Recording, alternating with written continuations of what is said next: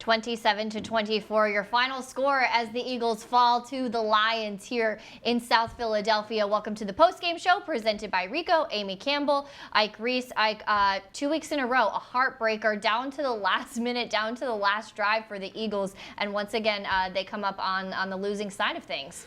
Yeah, I mean, this is a difficult game to digest. This one's going to hurt for a while. They play again Thursday, so they don't have long to let this game linger. But you're talking about another close game where, you look at the early miscues in the game, and the Eagles going to look back on this game and say, we beat ourselves in this game. This is a disappointing loss at home for a team that you expect to play a lot better in their building. Yeah, a close loss like it was last week on the road against the Falcons, but a very different type of game. Let's head out now to Lincoln Financial Field. Dave Spadaro standing by. Dave, you were on hand for this game. Another roller coaster for the Eagles. What is your initial thoughts just as you're kind of processing what we've just seen unfold? Well, the Philadelphia Eagles fumbled, 3 times? They were called 3 times for offensive pass interference. They came back in the third quarter and immediately let up a drive for a touchdown. They had a chance, amazingly, at the end after the blocked punt, hurt themselves, first of all, with the block in the back penalty, a foolish penalty, and then moved the ball not a bit. And so this is what teams that are still trying to find themselves are like. They, as Ike said, you've got to learn how to close out halves, which the Eagles did a very poor job of in the first half, and then you've got to close out in the fourth quarter when you are gifted the football at midfield. So, it's an extremely disappointing loss. It's a critical loss. That's now 2 losses in the NFC, and an opportunity once again late in the game where they couldn't put together a drive to get points on the board. And so those are my initial thoughts. It's a team that is really struggling to play the kind of football that everybody thought it would be able to play when this season began. And I know that there was no Deshaun Jackson, and I know that there was no Alshon Jeffrey, and I know that Dallas Goedert was dropped a wide open pass, another mistake. But I also see things like a pass rush that is not getting home. I see a team that just doesn't seem like it's faster, quicker, stronger than these other teams, particularly late in games. So it's very disappointing to be 1-2, and there's just no time to lay around because the Green Bay Packers, a road trip coming in a matter of 72 hours. Dave, how do you think they get past the whole close game, playing close games and being able to close out these football games? Most of the games in the National Football League are one-possession games. And I think over the last 18 or 19 games, the record in those close games haven't been very good for this football team. And I'm just trying to figure out, is it a mental block here that it seems like you get in these positions and we just don't seem to execute at our best late? Well, I think what's interesting, Ike, is that you come out, you've got 2 timeouts left, you've got plenty of time on the clock, and there's no threat, it felt like, of the run game, right? It felt like the Eagles were going to drop back and throw the football. And when you don't have that multi-dimensional threat, it really makes it a little bit easier for the defense, right? The teams have been able here the last couple of weeks to pressure Carson. They have been able to cover on the outside. J.J. Arcega-Whiteside really hasn't shown the ability to separate. The Eagles are throwing the ball down the field to Darren Sproles, who had to push off to create separation that happened right in front of me. So, I think ultimately you want to have a balanced offense. You got to play with confidence. And I think the only way to overcome that, Ike, is to go out and win some of these late, close games that the Eagles have just not been able to put away. And it's something that Carson Wentz, and I understand how it's going to work here on talk radio, social media, etc. Carson Wentz in position, very similar to last year, the Carolina game, unable to put points on the board. Plenty of time on the clock, great field position, defense on its heels. Eagles did nothing with it. David, as I look over the stats here, the Eagles really dominated in every single category. Time of possession, red zone, third down. It means nothing because they gave up a kickoff return for a touchdown. Yeah. They fumbled the ball 3 times, 2 of them the Lions recovered and took short fields and put up 2 field goals. So, those stats are hollow statistics. They really don't mean anything. Time of possession, none of that stuff matters. What matters is that the Eagles were given an opportunity. Defense played well enough in the red zone to hold the Lions to 2 field goals after those fumbles lost. And the special teams come up big at the end. The offense in the third quarter late there puts a touchdown on the board. Eagles unable to sustain momentum. And this is what happens to teams that just haven't found their way in a particular season. Costly mistakes cost them. Dave, thanks so much for joining us, and I'm sure we'll be hearing from you as the week unfolds from inside the locker room and how everybody's feeling in there. Thanks so much. Mm-hmm. All right, Ike, let's get to your takeaways. Really, I mean, great to hear from Dave on the field there, and just kind of, he said I was standing right there when I saw that offensive pass interference. Yeah. Just a lot of, you can dominate the stat sheet, but costly mistakes and missed opportunities just that won't turn into a win in the NFL. Yeah, and that's my first takeaway from the game, Amy. When you look at these 3 games, this team continues to get off to somewhat of a slow start. I know they got 3 points on the opening drive. That was certainly great to see, but then it was a tough sledding after that. Dave mentioned the fumbles. You can't have fumbles. I mean, drop passes, right? You give up a kickoff return for a touchdown. These are things that you can't do if you want to win in the NFL. It makes it a much tougher road for you to toe to overcome when you constantly shoot yourself in the foot. 3 offensive pass interferences. I mean, listen, we don't like the calls. When was the last time you saw a game that had 3 offensive pass interference calls? I can't even remember. Yeah. I can't even remember. It doesn't happen that often. And you can say they're judgment calls, but 2 of the 3 were questionable, right? But it could have gone either way. They decided to call them. Once you get your arms extended from the body, it basically gives the official an excuse to call a push off there. Having 2 on Mack and then that last one on Darren Sproles obviously hurt, because those are drive stallers, and that's what happened. And for them to even find themselves in this game late was a surprise, especially the way the defense played. And then you talk about Carson's performance, right? We're going to always look at how the quarterback performs, and it was an up and down day for Carson, the way it has been in the first 3 games. A lot of meaningless yards in between the 20s, not necessarily putting points on the board, and he's not getting help when he needs the help. Guys dropping passes, you can't have that. But Dave mentioned, you get the ball twice late in the game with an opportunity to take your team down the field.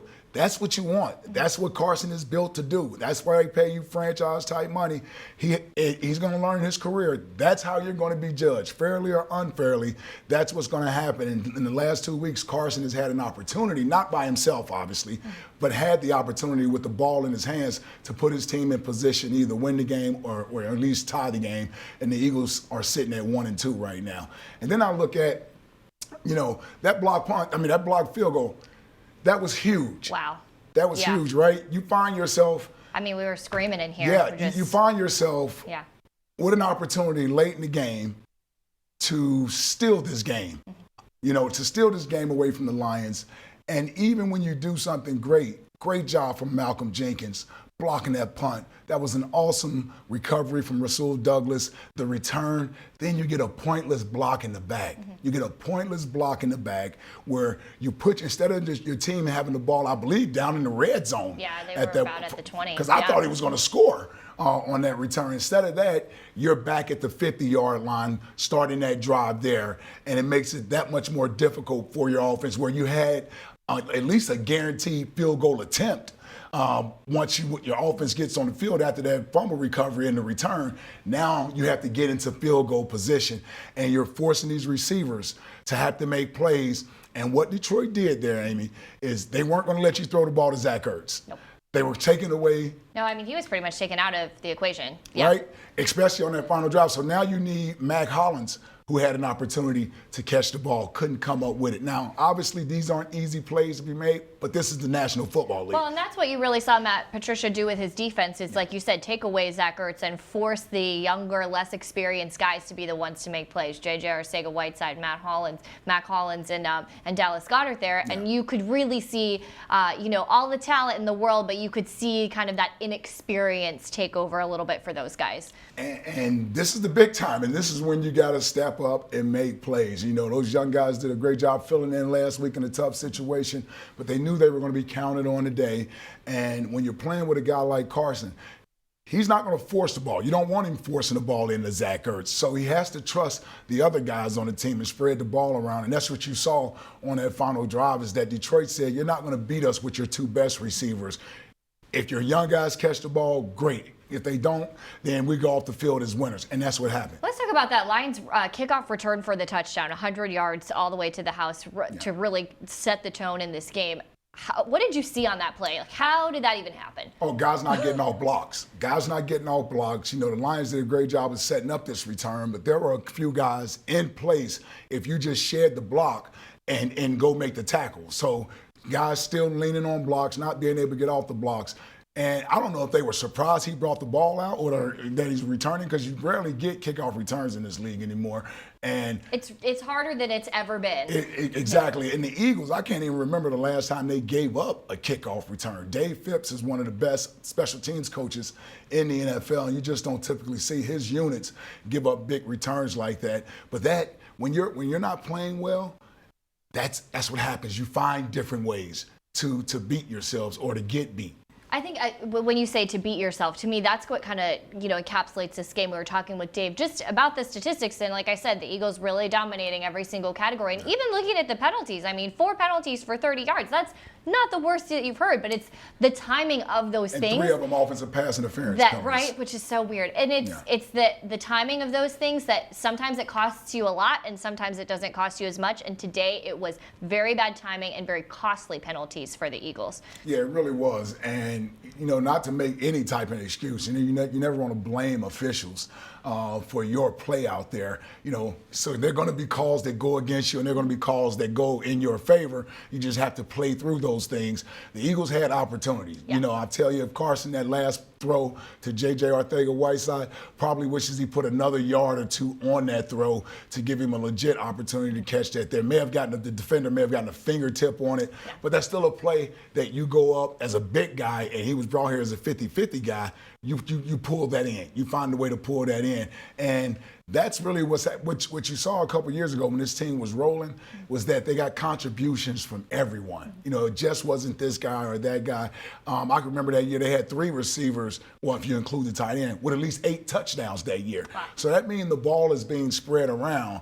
And right now, the others aren't necessarily stepping up and contributing. They are going to need to make some plays. You're going to be without Alshon possibly and Deshaun in this next game as well. So you're going to be relied upon.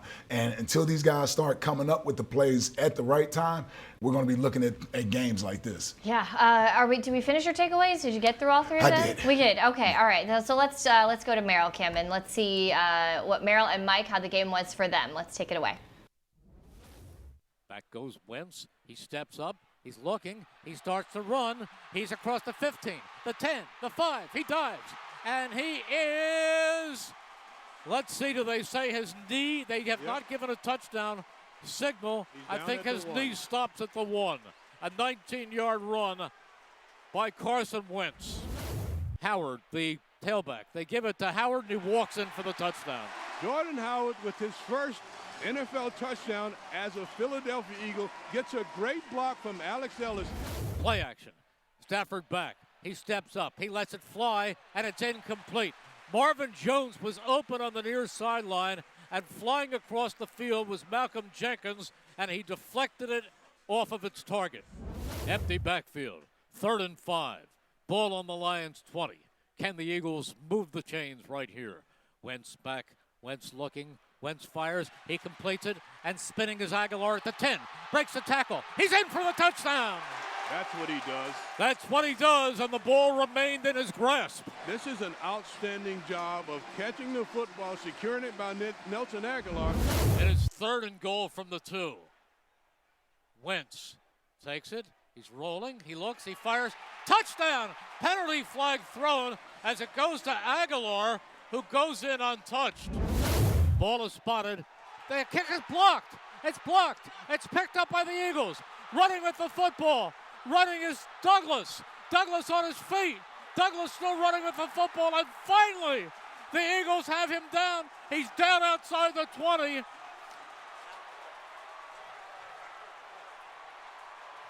There's a late penalty flag on the field, but what an outstanding job of getting a hand on the football on the field goal. I think it's Malcolm Jenkins. Who gets that block? I think Malcolm Jenkins gets a hand on the ball. Okay, Fran Duffy joining us now on the Postgame Show presented by Rico. Fran, a lot to unpack from this one, and it really comes down to, like we were saying, a few costly mistakes for the Eagles. What are you looking to see as you're going in there breaking down the film? Well, I think ultimately from an X and O standpoint, and we talked about it on the kickoff show, Ike, you and I talked about it throughout the game. I thought they did a good job of scheming things up from an X and O standpoint to beat man coverage. We saw it, and we saw it vertically, we saw it in the red zone, we saw it in the middle of the field. They did a lot of really good things to get receivers open. But as you guys have talked about, I mean, you had, 7 drops, they said on the broadcast. You had 3 OPIs. You had 2 fumbles. You had the penalties that were untimely that cost you on both sides of the ball, not just on offense. But, look, we lose the game by 3 points. Akeem Spence jumps offside on 3rd and goal. That gives him another shot. Kerryon Johnson jumps into the end zone for a touchdown. That could have been a fild goal. That's 4 points we just gave him right there. That's one play, 4 points. So, to me, there were costly penalties on both sides. Just a game that, look, a lot of things that you can look at. Whenever you have a game like this, and I'm going to write this tomorrow as I write it every single time there's a close loss. Whenever you have a close loss, there are going to be plays on both sides where you say, if this had gone the other way, we'd be talking about a different thing right now. And that's why they play the game. Yes. Let's talk about the Eagles defense a little bit. Still not any sacks in this game. It's kind of been a theme throughout this week that they haven't been able to get the pressure on the quarterback the way that their reputation suggests that they have. What did you see from that front and just that battle in the trenches when it comes to the Eagles defense? Yeah, sometimes it is tough to tell off the TV just to say, okay, what exactly did they do? Because even last week, I thought we had that conversation they couldn't get to Matt Ryan. But then you go back and you watch the film and you say, well, look, they did a really good job with scheming things up from the screen game, like this, to negate the pass rush. Yeah. Screen game, play action, misdirection, and then three-step. Three-step quick balls getting out. The Eagles actually held Matt Ryan to under 50% completion in the three-step passing game. They were able to disrupt him. They just couldn't get home and finish for sacks. So I think ultimately, going back and watching this film tomorrow, Amy, I'm glad you asked me the question because that will be something I'm looking at. It did seem like that there was a lot of chipping. Ultimately, at the end of the day, the coaches know they want more pass rush. They'd like to get more production because sacks are important. They don't tell the whole story when it comes to the pass rush, but ultimately you still want to be able to get those sacks because they do result in negative plays, stop drives, things of that nature. But ultimately, I can't say that, the pass rush was terrible tonight. I think ultimately you want to look at it and say, okay, what did Detroit do? What did the Eagles not do? Then we can kind of come to some kind of summary on the back end of it. Well, and even just being able to affect the quarterback. The Eagles had 4 tackles for a loss in this game. Matt Stafford completed only 56.3% of his passes, 201 yards, 1 touchdown, 0 interceptions. Not a great day from Matt Stafford. Yeah, I'll tell you what else you got to get off the field on 3rd down. Yeah, I thought earlier in the game, Detroit converting 3rd downs, and we know that pass rushing can be. I'm going to let you finish in a minute, but Coach is already at the podium, so we're going to check in and hear what he has to say about this. Ball twice late in that game. Were any play calls you take back, or did you like the plan you had there? No, I wouldn't take any back. We understood exactly what they were doing. They obviously were putting pressure with 2 guys on Zach and trying to eliminate him, and then we had one-on-ones across the board. It just great defense by them, and it's a good learning experience for our guys. Second week in a row, play here, play there kind of game. Do you worry about this being a deflating kind of thing? I mean, both these games last 2 weeks were right there if. Yeah, no, I mean, these guys, it's a good group. Talked about it after the game. I mean,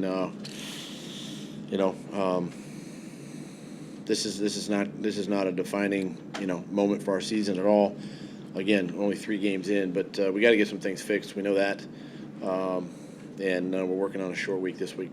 I'm watching one of those things, the pass rush, another game where you guys weren't able to get to a quarterback.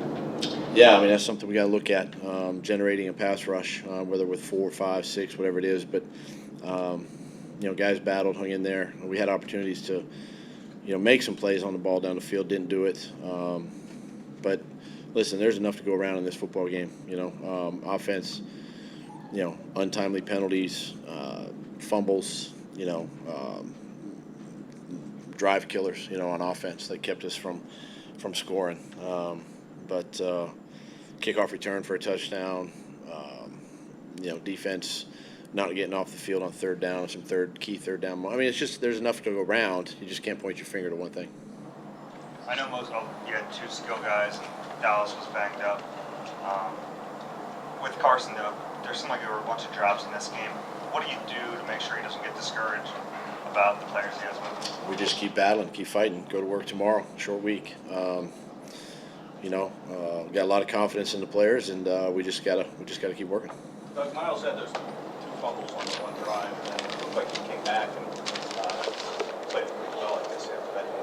What's your assessment of him in this game? Did you talk to him after those two fumbles?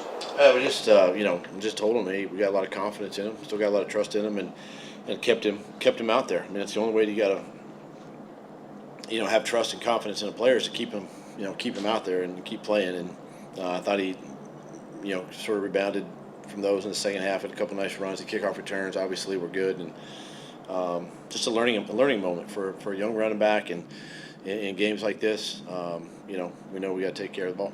Every game is important, as you've said many times. You're going on the road against a tough team, short week. Spectre, if you didn't pull it out of being 1-3 in a tough division race, does this magnify things a little bit this week? Yeah, I mean, we're in a situation where we've dropped 2 of these NFC games, here back to back, and we're going on the road again to another tough road environment. Team that I think won today, and it's going to be a challenge. It's a challenge, but we're excited for it. We're looking forward to the opportunity, and we just got to go to work tomorrow. What's the reason for the drops from your perspective? I mean, drops can be a number of things. It could be one player lack of focus. Just turn your head, turn your eyes. Meaning you just got to concentrate all the way through to the catch, through the tuck. If it's a contested catch, obviously you got to be strong to the ball. You look at where the ball is the accuracy of the quarterback. I mean, there's things that can factor into that. But today it was probably more on the focus part of it. Just gotta secure the ball. Coach, for the third straight week, you guys have fallen behind in the game, and how much of a strain does it put on an offense to constantly have to kind of come back from behind? What do you do to address it going forward? Well, I mean, we would love to be ahead, but we have a lot of confidence in our offense, and to be able to put us back in a position to win these games, and we were there again. The last 2 weeks we've had opportunity. Just got to look at everything. We got trust in our players. Defense had some nice stops, late in this game. Obviously, we had the blocked field goal for an opportunity there. So, a lot of trust in our guys, and we got to execute a little bit better. Sanders had his head almost ripped off. There was no flag on a play. Did the officials give you an explanation why they didn't call anything on that? Not going to get into a whole lot of that, but it appeared on the field that it might have been a face mask, but it's hard to see. I mean, the game's so fast, and sometimes too where the hand is, it could still pull a helmet off, but we just got to look at the tape and see what happened. Going forward, 4th and 8, late when you're holding 3 timeouts and the 2-minute warning coming. Coin flip of a call, or what was your thoughts there? Yeah, situational right there. Just going ahead and going forward with the 3 timeouts. I could use them on defense, obviously, and we knew they were probably going to run the ball, in that situation, and got them to kick the field goal, and it worked in our favor, but we didn't capitalize on the other end. When you got the ball at midfield after the blocked field goal, there must have been tremendous momentum and motion, and it just didn't seem like nobody was open. There was nothing. Yeah, it was hard. I mean, what they were, man coverage, putting pressure with 3 guys, and just a lot of double teams across the board with Zach and Nelly, and it's a lot of bodies back there to try to fit the ball in. But credit them. I mean, it was a good defense, and we'll take a look at it and make our changes. On the kickoff return touchdown, what was the error there? Again, until I really see the film and see what happened, it just appeared like we got stuck on blocks on the backside, and the ball bounced outside, which can't happen, and obviously touchdown. Is there one mistake that will kind of haunt you a little bit from the whole team in this game? I don't know. I mean, you'd love to have the kickoff return, back, obviously there, and offensively. We had a couple untimely, OPIs that were big plays in the game. They could have been big plays, even the one with Darren, late in the game. Plays like that, we've got to fix, we've got to correct, because those are obviously game, plays that can help us win these games. How do you think Carson played? Thought he played well. We did some things this game that, give him some opportunities to make some calls at the line of scrimmage based on what they presented, and he managed that extremely well. Played well, played tough, made some great throws.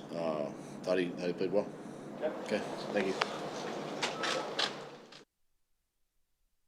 This is not a defining moment for our season, according to head coach Doug Pederson. A lot of interesting stuff there in that press conference. I appreciated how he called, some of those things on offense drive killers that kept us from scoring. Also emphasizing there's not really anyone to point the finger at. There is enough blame to go around. Any takeaways from Coach's press conference? Yeah, I mean, I like his demeanor, straightforward. Obviously, they have another game coming up in a few days, so you can't allow this loss to linger very much. Prior to this game, right? We do talk radio and talk about who has more pressure on them coming into this game. Well, it wasn't about pressure as much as who needed to really come up. And I thought Doug was the guy that I chose. I thought he came out with a great game plan. I thought he had some stuff designed to get these young guys open. When you're down men and you don't have your best talent available to you, you have to sort of scheme your way open for some things. And the plays were there. The plays were there. Sometimes Carson didn't have enough time to get the ball to the right people. And then even when he did, you had 7 drops today. You can't have 7 drops. You can't have costly penalties in areas where either it stalls your drive, sends you backwards, 3rd and 15, 3rd and 20 when you have a first down picked up, or extend a drive when you jump off sides on 3rd down, and next play they score a touchdown on it. Those are the things that will have a coach up all night pulling his hair out, because those are the things that you just don't account for. You don't know when those things are going to happen. Yeah, so Fran, interesting point there. We knew that there was going to be some changes on offense with the personnel. We knew that Deshaun Jackson was going to be out, Alshon questionable, Goddard questionable, but was able to play. But we talked all week about how the staff was going to have a week to prepare for this on offense, unlike last week. From a game plan standpoint, mistakes aside, how would you evaluate the way they went into this matchup? Yeah, I mean, look, the plays were there. Yeah. Like I said, the plays were there to be made. And if you go and you see these guys were wide open, they did a great job of attacking man coverage in a number of different spots. I mean, the Nelson Aguilar touchdown in the 3rd quarter, I'm going to be breaking it down in the next block of the show, so make sure you stay tuned after the commercial for that. To me, that was a very well-designed play. It's one of their hallmark plays to beat man coverage, and it worked really, really well. The play to Miles Sanders down the seam in the 4th quarter, huge play in the game that helped. That was a great way to attack their man coverage scheme. I mean, they did a lot of different things that were really, Nelson's 2nd touchdown after that Miles Sanders play. Great execution of a play to beat man coverage. They did a lot of really good things.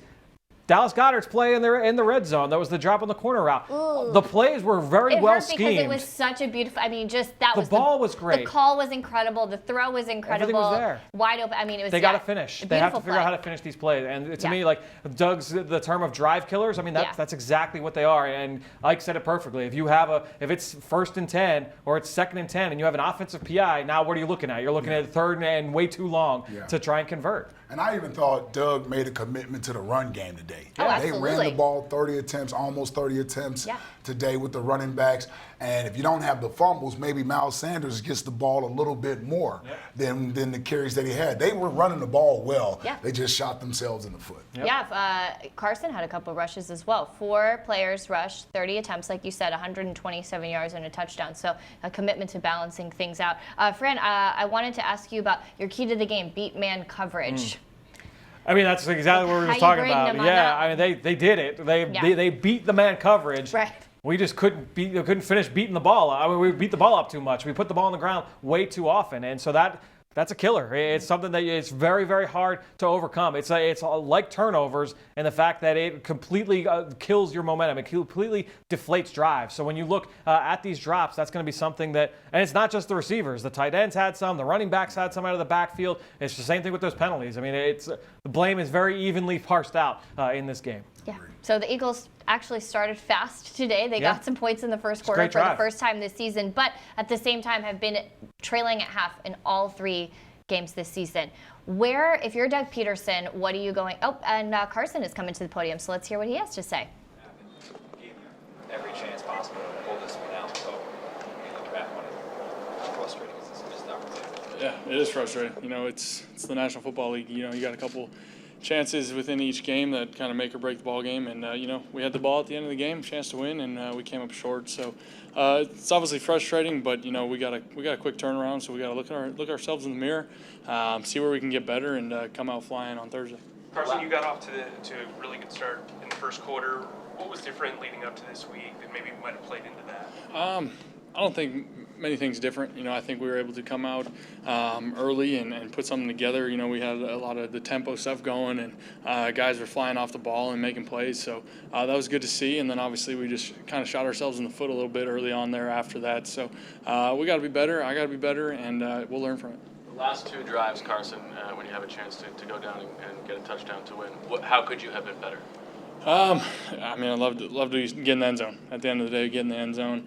I'm going to have to go back and look at the tape. There's a lot of things going on within those plays and no huddle communicating and everything. So, I'm going to have to really go take a hard look and see where I can be better personally. But like I said earlier, super frustrating to have a shot like that and to come up short the way we did. What was the feeling like after Malcolm's blocked field goal? What were you telling the guys?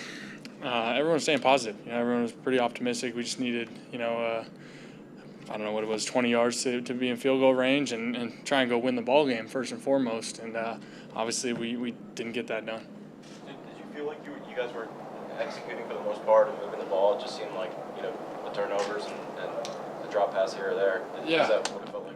Yeah, again, I got to watch the tape a little bit, but I do know, early on, I thought we were moving the ball well. We shot ourselves in the foot a few times, and then down the stretch, we just didn't make the plays and execute the way we know we can when it really mattered. So that's frustrating, but like I said, we got to move on. I know you guys are missing your top 2 receivers, but the drops, from your perspective, how difficult is that for a quarterback when you feel like you're making plays and it's not being caught? Yeah, it's part of the game. Guys are going to drop passes. We're going to put the ball on the ground. I'm going to throw picks. We're going to miss reads. Things happen. Guys make mistakes. And anytime, somebody drops a pass or something like that, I make sure I go right up to them, tell them it's coming their way the next time. And just try and keep building them up, stay positive. Again, it's frustrating. No one wants to make mistakes, but there's nothing you can really do about it, and just keep building those guys up. What was the play call on the last play, the one to JJ? What was your first read? There was a crossing route and another crossing route, and then he was outside running the post. So, we were able to get a one-on-one matchup and, tried to find something inside and gave him a shot, and we just didn't make the play. Does the play look much different without outshot of Deshaun, and if so, in what ways?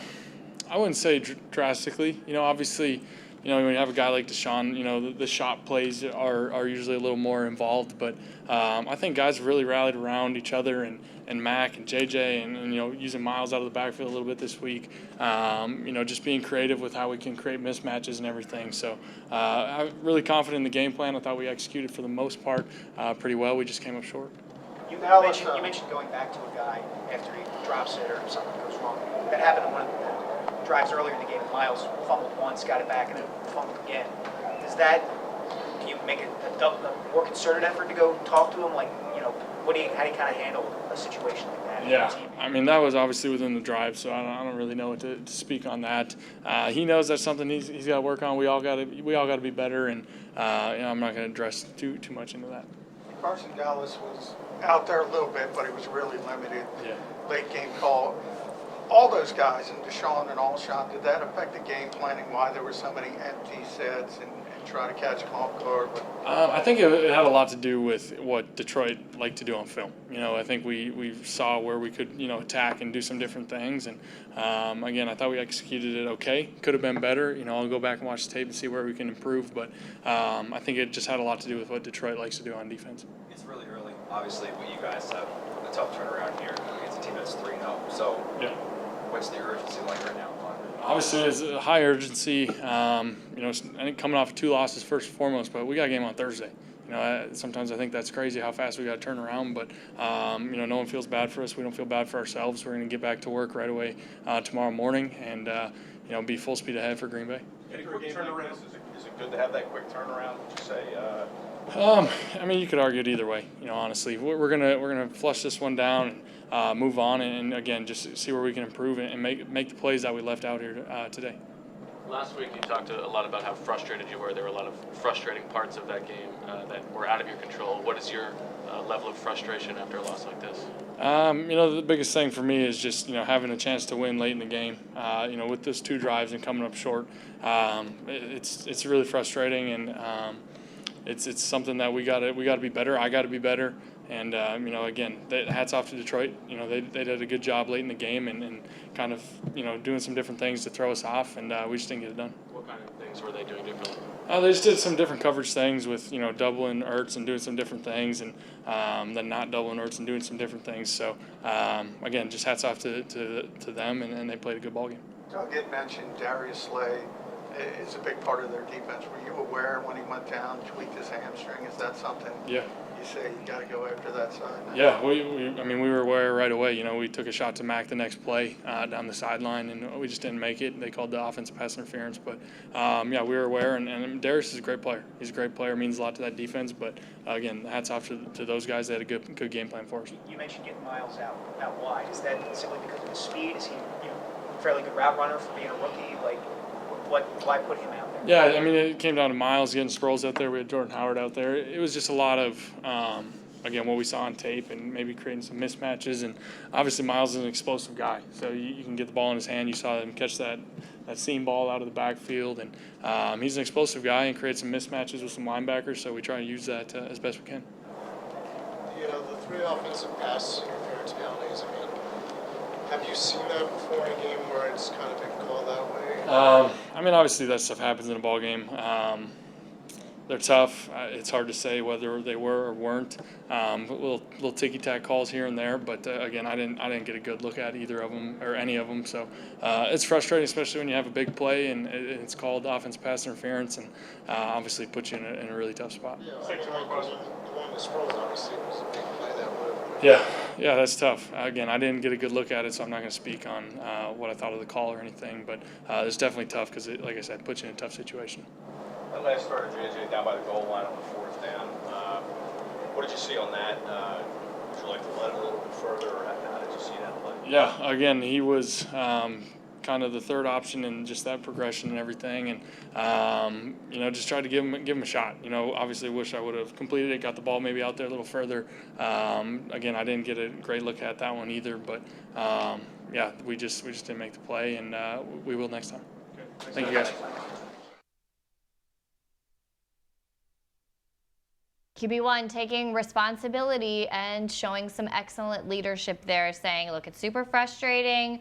We have to be better. I have to be better. And I love to see that from him after he played a really solid game all around, taking the responsibility on himself. And look, saying after these drops, I make it a point to go up to these guys and say, the next one's coming to you. I think that's a solid foundation that you build a team on with a quarterback with that kind of leadership. Completely agree. That's the type of leader you want leading your franchise. And not surprised, Carson Wentz is a guy that when things aren't going well around him or players may not be playing up to their best, he is a guy that wants to uplift everyone. He's the guy that wants to encourage everyone that they'll do better the next time around. So I'm not surprised at that, and I'm pretty sure in that locker room, he's going around to every guy, making sure they realize it's a lot of football left to be played. I know it hurts today. 1-2, headed to Green Bay Thursday night. Things don't look good, but this is also a time when teams can pull themselves together. This is a championship-married team. They have a lot of that DNA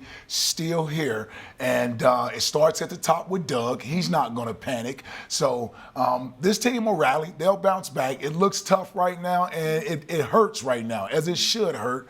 And but these guys, there's a lot of football left to play, and he needs to keep his spirits up because they take their cues from him. This is not the time to be pointing fingers. This is not the time to be making excuses. This is the time to get back to the drawing board and get ready to go do the unthinkable, which is go out to Lambeau Field and figure out a way to come out of there with a W. Look, I have to say as well, when it comes to Carson's growth, I have really seen a big difference in him through these first couple of games this season, and especially his demeanor at the podium and in those tough moments. He always has been a guy who has said the right things, but he really seems like he has taken a different type of ownership, and it's almost this like he knows who he is a lot more, and he's much more comfortable with leaving it all out there. So I've really noticed that growth from him as well. Of course, we already heard from Coach Doug Pederson tonight in his press conference, but Mike Quick was able to go one-on-one with the head coach after this one. So let's take a look at what Coach had to say in this interview. Coach, going into this game, you know Matt Patricia's type of defense, they want to take away what you do best. Taking away Zach Ertz, what was your plan going in? Yeah, we felt that that's what they were going to do, and so we were ready. We had Nelly ready. Obviously, we had Mac Hollins ready to go, and we felt like we had some matchups out there that we could take advantage of. And the other thing too, we didn't know if Dallas Goedert was going to be available. It was a kind of a game time decision, and we'd already kind of put our game plan together. But we had a couple opportunities there. We just got to do better down the field with focused catches. We got to make sure we secure the football, hang on to the football. Yeah. I mean, a lot of that stuff was just self-inflicted. It's a good team, but at the same time, I felt like that we were our own worst enemy today. You're usually pretty calm when you go into the locker room at halftime. Were you able to keep that calm, given all the mistakes that they made early in the football game? Yeah, and that was the message to the team, was just, listen, guys, we just settle down and just focus on us and quit, shooting ourselves, in the foot. Things could turn out in our favor, and we had some of that in the second half, but we just didn't make enough of these plays. And really it boils down to just us and what we do and making sure we're focused in on every play and trusting our guys and putting them in situations to be successful. You go out in the second half and you're down 10, but there wasn't a sense of urgency. You called the game the way you called it earlier in the game. How do you stay in that moment? I think you just trust your players, and we had a lot of confidence on offense. Got back to running the football a little bit. We had some success doing that. Over 4 yards, I think, in an attempt today rushing the ball. So that was going to be a big part of this. And the play action pass world really opened up some things down the field, and just stay with the game plan. It was 10 points, but at the same time, we knew we just needed one stop on defense. The offense got in the end zone, got us back, and we felt like we were in good shape. A young guy like Miles Sanders, how do you keep him up when he has those fumbles and those mistakes that he made early? We just got to continue. We just got to keep talking with him. We keep putting him in a football game, and we trust him. And we can't get down on him because he's still a good player. He's a dynamic player, and he's going to be a good player in this league. So we just keep putting him in there, and it's growing pains, but he'll learn from it. And he'll be better. Now, how do you handle this short week? Got to go out to Green Bay on Wednesday for a Thursday night game. How do you handle this short week with your guys? Well, when you look big picture, we've lost the last two NFC games. Yep. This is a third NFC game coming up. So from that standpoint, big picture, it's sort of a game that we need. We need to take care of business and go on the road and try to win this football game.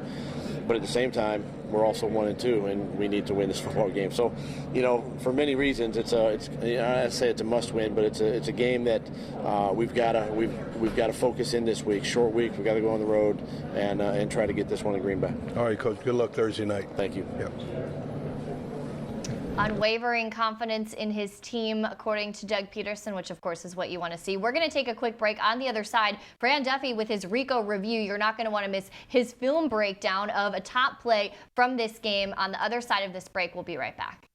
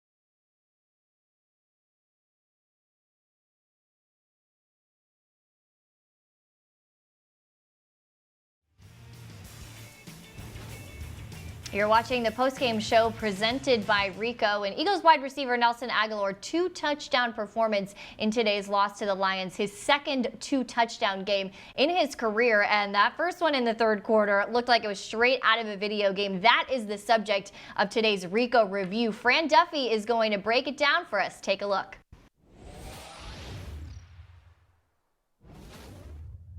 The last time the Eagles faced a Matt Patricia defense was just about 19 months ago, and that was Super Bowl 52, February 4th, 2018 in Minneapolis, Minnesota. Let's take a look at one of their biggest plays from that game, one of the best play calls that they had. They ran it a bunch of times in that game in the win over New England, the mesh play. And what constitutes a mesh play? Well, you're going to have 3 crossing routes over the middle of the field, and these are the 3 crossing routes that you're going to see involved here from the Eagles. You've got Nelson Agholor from one side. He's going to run the underneath crosser. He is going to be the primary receiver for Carson Wentz. After that, you've got Zach Ertz running the second one, and he's going to run the second crossing route. He is the second in the progression for Carson Wentz. Then right here, you've got Mac Hollins. He's going to run this route right here that's going to put him right over the ball. That becomes the third route in the progression. A lot of stuff going on there for Carson Wentz. But one thing you're going to check, usually this running back is going to be in the backfield next to Carson somewhere.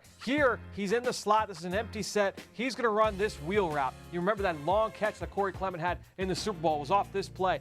The reason why it doesn't go to Darren Sproles here, here's the man coverage defender over Darren Sproles. He very easily is able to work over the top of this. So Carson Wentz gets off of that. Now you have to get to the progression. So we're going to let this run for a sec, and you're going to see exactly what Carson sees. The Detroit Lions are in man coverage, and mesh is great against man. Why? Because you're going to create a lot of traffic in the middle of the field here. This is Nelson Agholor running that shallow cross. This is the defender in charge of covering him. That's Justin Coleman, a former Patriot here in Detroit. Look at all this garbage that he's got to try and work through to try and catch Nelson Agholor. It's not going to happen. So that's why that guy running that underneath crosser, underneath all that traffic, he is going to be the #1 target for the quarterback on this play more often than not. Once that wheel route is taken out of the progression by that defender right here, Carson Wentz knows I have to get back to this shallow cross. That's exactly what he does. We're going to let this run. You're going to see Nelson catch this ball on the run.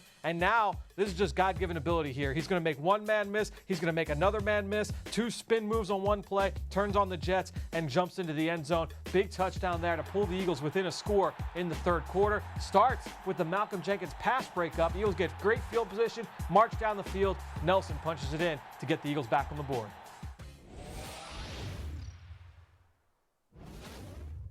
Ooh, I could not get enough of that double spin move there from Nelly. We are going to take a quick break. When we come back, we have our nominees for the Toyota Player of the Week. Of course, you know, if you vote on that one, you have a chance to win a Toyota, so stay with us for that. And then, it's a short week for the Eagles. We'll be looking ahead to their matchup on the road at Green Bay on Thursday night. Stay with us.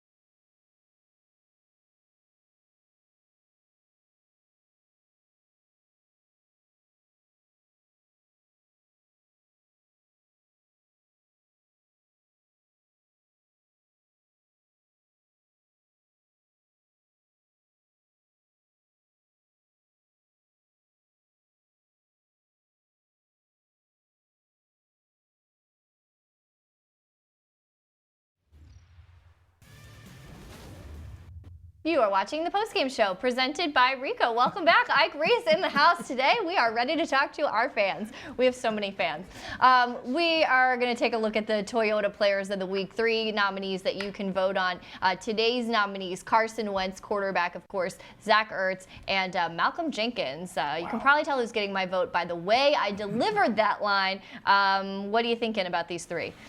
Well, I mean, definitely three good candidates there. Obviously, Carson, he has a big impact on the game and certainly has a role in the ending of the game. But that play by Malcolm Jenkins, man, That's when I lost my mind. Yeah. I think we all did. We were like out of our. I was like, I'm not going to be able to do a show because I am screaming so much watching this. I mean, that was exciting.